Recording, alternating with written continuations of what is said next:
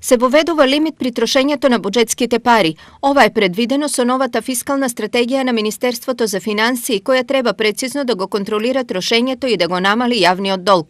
Иако намерата е јасна, планот на Министерството за финансии кај граѓаните се прифаќа со голема резерва.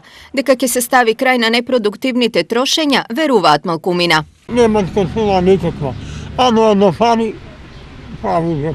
Чим нема пари у касата, само се зголемува касата, тргни се на страна. Тоа така го рачунам, дека не треба да има више, како ќе има. Па треба да се води сметка кај се трошат парите. Едноставно тоа. И може ли да се стави крај?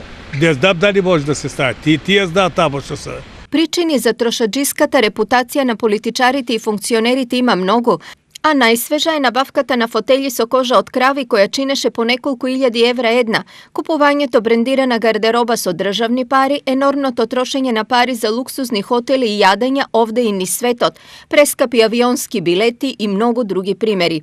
Ке се откажат ли политичарите од овие привилегии, е тешко да се поверува.